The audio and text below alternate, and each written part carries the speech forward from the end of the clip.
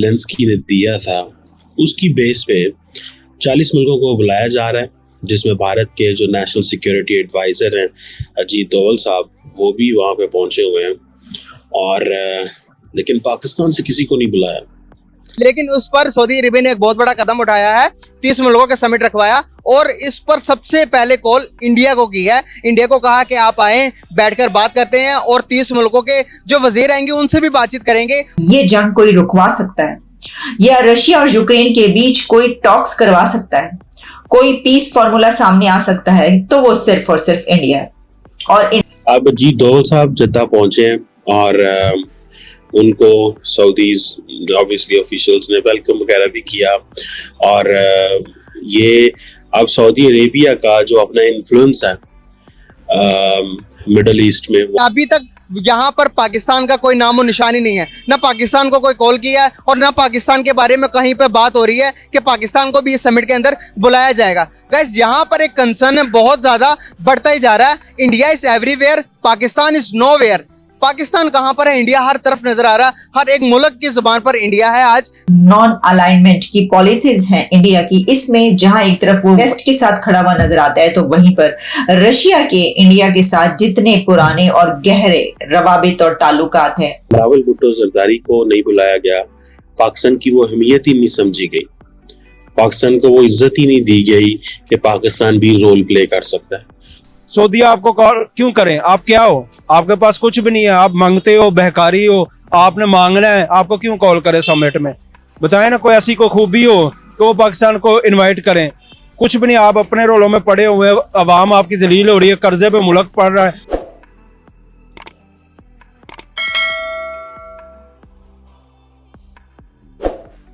नमस्कार दोस्तों, स्वागत है आप सभी का टॉप न्यूज चैनल पर।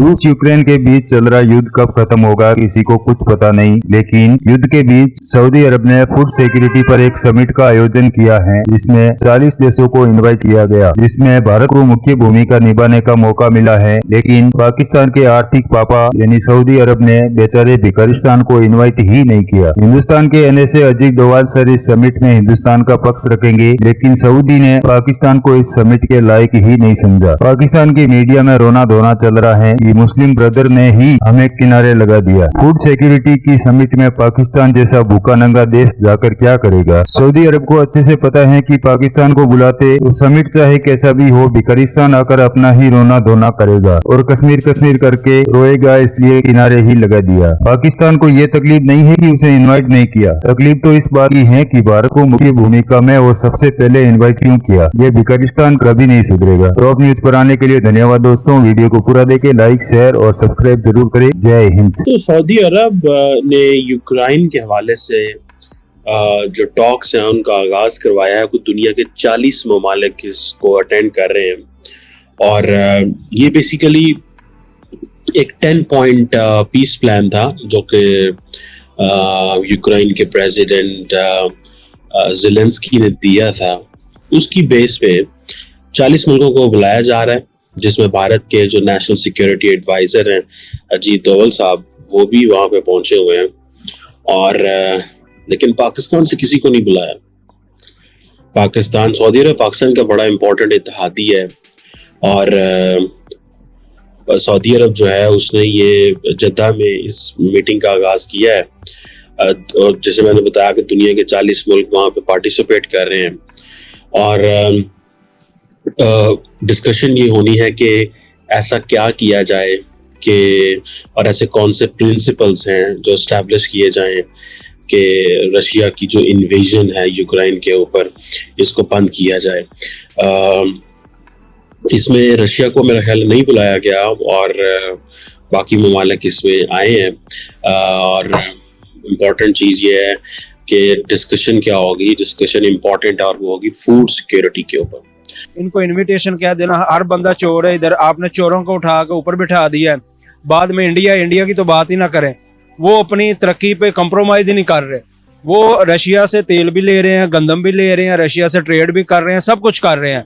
हम क्या है, हम जिस सिर्फ ये कि वो इतना चोर है, वो ये कह गया, वो कह गया, हम अभी उसी दलदल में फंसे हुए हैं। उसकी वजह से एक तो अवाम पे बोझ पड़ रहा है, टैक्सेस अवाम पे आ रहे हैं, बिजली के बिल जो है वो गरीब आवाम पे आ रहे हैं, नई पॉलिसीज नया कानून जो आ रहा है वो सब गरीब आवाम पे आ रहा है। अमीर जो है जितनी बड़ी करप्शन करता है उतनी बड़ी उसे वजारत मिलती है। यही इमेज जो है वो इंटरनेशनल जा रहा है लोगों के पास। सऊदी आपको कॉल क्यों करें? आप क्या हो? आपके पास कुछ भी नहीं है, आप मांगते हो, बहकारी हो, आपने मांगना है, आपको क्यों कॉल करें समिट में? बताएं ना कोई ऐसी कोई खूबी हो कि वो पाकिस्तान को इनवाइट करें।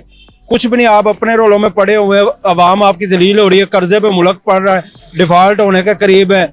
कोई इधर आपकी कल वो छोटी बच्ची देख ले, मुलाजमा रिजवाना बच्ची, उसके साथ क्या किया? आपकी सिविल जजेज हैं, आपके घरों में बच्चियां काम करती हैं, उन पर तशद्दुद किया जा रहा है।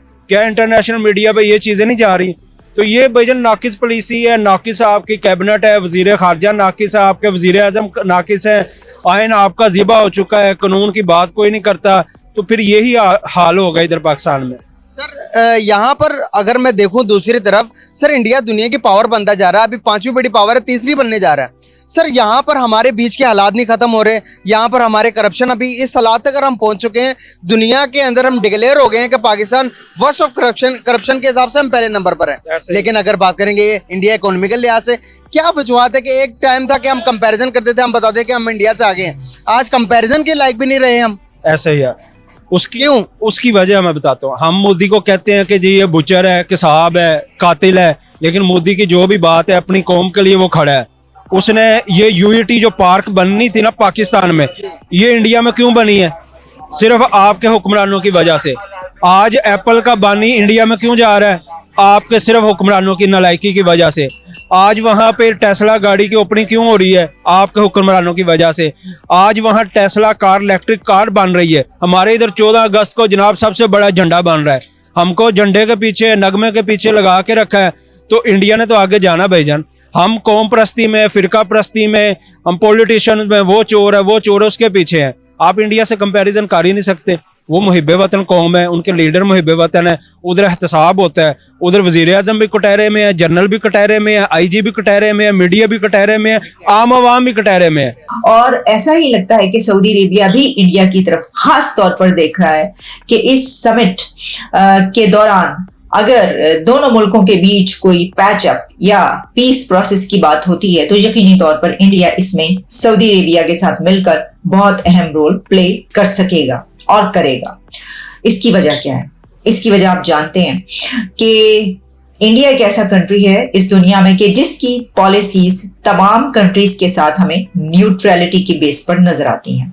अगर आप देखें कि ये जो नॉन अलाइनमेंट की पॉलिसीज हैं इंडिया की, इसमें जहां एक तरफ वो वेस्ट के साथ खड़ा हुआ नजर आता है तो वहीं पर रशिया के इंडिया के साथ जितने पुराने और गहरे रवाबित और ताल्लुकात हैं उस पे तो कोई दो राय नहीं है किसी की भी।